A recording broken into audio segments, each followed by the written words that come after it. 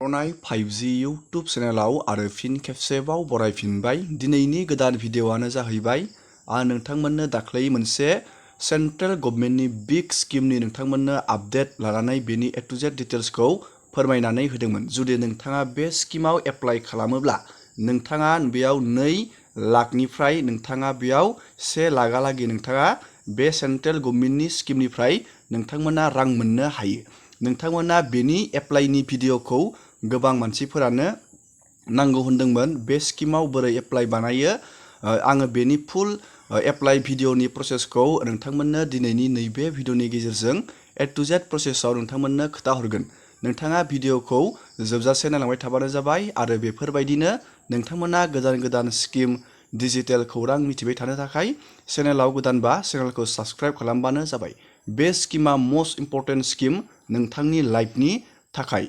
बे स्किमाव नोंथांमोना सिम्पल नोंथांमोना बे स्किमाव नैबेयाव 20 रां आं नोंथांमोननो खोन्थाहरनि।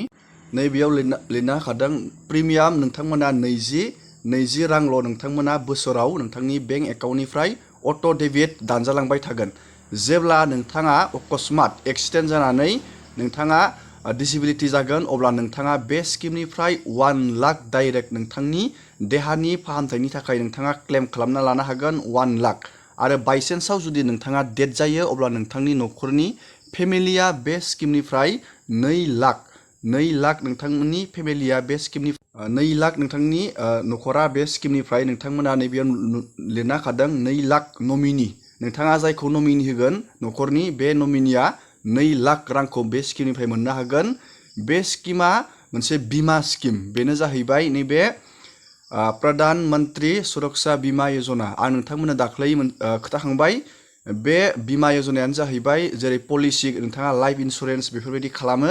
बे गभर्नमेन्टनि मोनसे प्रधान मंत्री सुरक्षा बीमा योजना सेन्ट्रेल गभर्नमेन्टनि। बे स्किमा मोस्ट इम्परटेन्ट जाय बिथांमोना गोरिब सुबुं हाजार फैसा गारनानै जाय बिथांमोना बेफोरबायदि बीमाखौ खालामनो पलिसि लाइफ इन्सुरेन्स बानायनो हाया बिथांमोननि थाखाय गोरिब सुबुंफोरनि थाखाय सेन्ट्रेल गभर्नमेन्टआ बे प्रधान मंत्री सुरक्षा बीमा योजनानि जोहै बेबायदि लाब होयो। नोंथाङा जुदि बेयाव इन्टारेस्टेड बा एप्लाइ खालामनो नोंथाङा भिडिअ'खौ जोबजासे नायलांबाय थाबानो जाबाय। दिनैनि नैबे भिडिअ'नि गेजेराव बेनि फुल एप्लाइखौ आं नोंथांमोननो खोन्थानानै होगोन। दानिया नोंथाङा बेयाव एप्लाइ खालामनो थाखाय जोङो बेनि एप्लाइनि प्रसेसखौ नायदिनि। आङो दाख्लैबावैनो बेनि बागै खोन्थाखांबाय।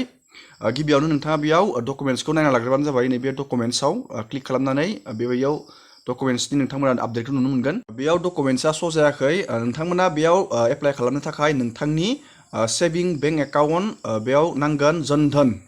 नोंथाङा बेखौ बेंकआव थांनानै खुलिनो हागोन। जनधन बेंक एकाउन्ट बेयाव नांगोन आरो पस्ट अफिसनि नोंथाङा बेंक एकाउन्ट दंब्लाबो नोंथाङा बेयाव इजियावनो एप्लाइ खालामनो हागोन। बेनि एप्लाइनि प्रसेसा अनलाइन जानाय नङा। नोंथांमोना बेखौ अफलाइन बेयाव गांसे फर्म नोंथांमोना मोनगोन। बे फर्मखौ फिलआप बानायनानै नोंथाङा बेंकआव होबानो लगे लगे नोंथाङा बे स्किमाव एप्लाइ खालामनानै लानो हागोन आरो नोंथाङा बे स्किमनिफ्राय लाबखौ लानो हागोन।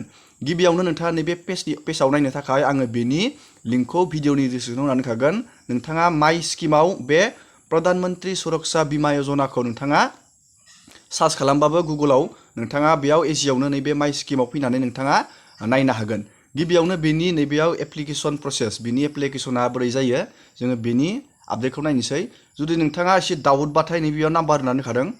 बेयाव नेसनेल नैबेयाव टल फ्रि नाम्बार होनानै होखादों। नोंथाङा बेयाव कन्टेक्ट खालामजागोन आरो बे स्किमनि बागै नोंथाङा गुवारै मिथिना लानो हागोन। नोंथाङा नैबेयाव नायबानो जाबाय। नैबे लिंकआव थुना होबा बेयाव स्टेट वाइसनि नोंथाङा कलनि माबाखौ नुनो मोनगोन। जोङो बेयाव क्लिक खालामनानै नायदिनि। दानिया स्टेट वाइस नोंथाङा बेयाव गावबागावनि बेंकनि नोंथाङा बेयाव टल फ्रि नुगोन। जोंनिया नैबे आसामनिया नैबेयाव होना दोनदों। नैबे स्टेटआ जोंनि आसामनि स्टेट बेंकनि नैबेयाव नाम्बार। नोंथाङा जुदि डाउटबाथाय नोंथाङा नैबेयाव कन्टेक्ट खालामनानै नोंथाङा बेनि बागै मोजाङै जुदि नोंथाङा मिथिनो लुगैदोंबा नैबे कन्टेक्ट नाम्बाराव कल खालामनानै नोंथाङा नायजागोन। दानिया जोङो बेनि एप्लाइ प्रसेसखौ नायदिनि। गिबियावनो नोंथाङा नैबे एप्लिकेसनाव फैफिननांगोन आरो नैबे लिंकआव नोंथाङा नैबेयाव मोनसे लिंक होना दोनदों। नैबे लिंकआव थुबाथाय मोनसे नोंथाङा फर्म मोनगोन। बे फर्मखौ नोंथाङा बोरै डाउनलड खालामनो जों बेखौ नायनोसै आरो जोङो डाउनलड खालामनानै बेखौ नोंथाङा प्रिन्ट आउट खालामनानै फिलआप बानायनानै नोंथाङा बेंकआव होबानो बेनि एप्लाइआ जागोन। दानिया जोङो बे लिंकआव थुनानै होबाय। बेबायदि लिंकखौ आङो भिडिअ'नि डिसक्रिपसनाव होनानै होखागोन। बे टल फ्रि नाम्बारनि आरो बे नैबे फर्मनिखौबो नोंथाङा नैबेयाव नुनो मोन्दों जुदि नोंथाङा गोदानै एप्लाइ खालामनो सानदों नैबे एप्लिकेसन फर्मसआव नोंथाङा क्लिक खालामबानो जाबाय आरो जुदि नोंथाङा क्लेम खालामनोबाथाय नैबेयाव क्लेमनि फर्म बे क्लेमनि फर्मखौ नोंथाङा डाउनलड खालामनानै फिलआप बानायनानै नोंथाङा होबानो बिनिफ्राय इजियावनो क्लेम खालामनो हागोन।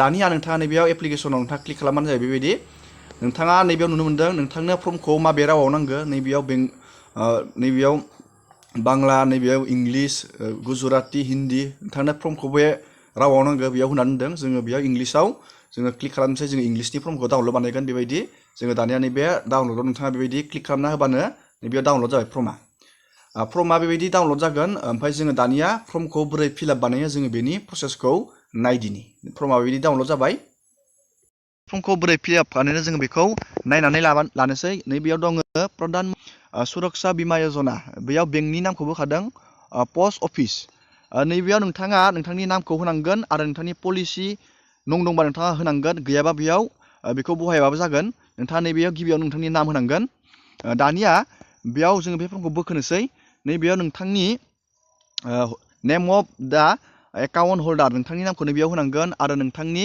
फादार हासबेन्ड नेमखौ नैबेयाव होनांगोन नैबेयाव नोंथांनि एड्रेसखौ नोंथाङा नैबेयाव होबानो जाबाय आरो नोंथांनि नेम सिटि टाउन भिलेज नैबेयाव होबानो जाबाय आरो नोंथांनि नेम अफ डिस्ट्रिक्ट नोंथांनि डिस्ट्रिक्टखौ नैबेयाव होबानो जाबाय नोंथाङा नैबेयाव नोंथांनि स्टेटखौ नैबेयाव होनांगोन नोंथांनि पिन क'डखौ नोंथाङा नैबेयाव होनांगोन नोंथांनि मबाइल नाम्बारखौ नैबेयाव होनांगोन नोंथांनि पस्ट अफिस एकाउन्टनि नाम्बारखौ नोंथाङा नैबेयाव होनांगन आरो IFSC-खौ नोंथाङा नैबेयाव होनांगोन आरो KYC-आव नोंथाङा मा डकुमेन्ट होनो नोंथाङा आधार कार्ड होजागोन बेयाव नोंथांनि आधार कार्डखौ नोंथाङा बेयाव आधार कार्ड नैबेयाव लिरबानो जाबाय आरो नैबेयाव नाम्बारखौ होबानो जाबाय आरो नोंथांनियाव जुदि पान कार्ड दंबा होजागोन आरो नैबेयाव आधारखौथ' जोङो होखांबाय दानिया नोंथाङा बेयाव होबा होजागोन नैबेयाव आधार कार्ड बिबावदों गैयाबा बेखौ होबाबो जागोन बेयाव इफ एनि होदों बेयाव दानिया नोंथाङा बेयाव नोंथांनि डेट अफ बार्थखौ नैबेयाव लिरनांगोन आरो इमेल ID दंबा नैबेयाव होजागोन दानिया नोंथाङा डिसेबिलिटिबा नोंथाङा जोनोमनिफ्रायनो डिसेबिलिटिखाबा नोंथाङा बेयाव लिरनांगोन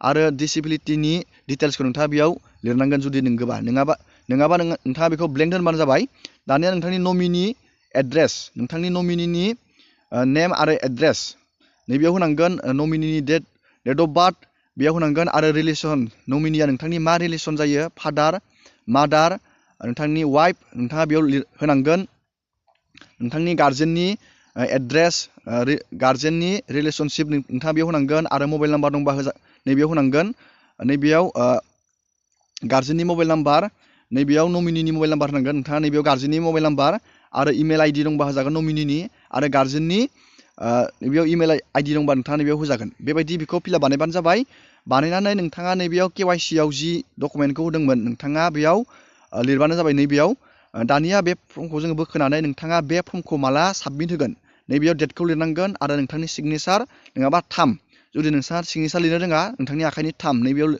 होनांगोन दानिया नैबेखौ अफिसा इउज खालामगोन नोंथाङा बेयाव फिलआप खालामनो जेबो बेयाव खोथा गैया नोंथाङा बेबायदि बे फर्मखौ फिलआप बानायनानै नोंथाङा पस्ट अफिस बा नोंथांनि जन धन सेभिं एकाउन्ट बेंकनि मददावबो बेबायदि नोंथाङा बे फर्मखौ फिलआप बानायनानै नोंथांनि बेंकआव जमा होबानो नोंथाङा बे प्रधान मन्त्रि सुरक्षा बीमा योजनायाव एप्लाइ बानायनानै नोंथाङा बे स्किमनिफ्राय लाब लानो हागोन दिनैनि भिडिअखौ आङो बेखिनियावनो फोजोबबाय नोंथांमोना भिडिअखौ मोजां मोनोबा लाइक खालामबानो जाबाय एसेनोसै दिनैनि भिडिअआ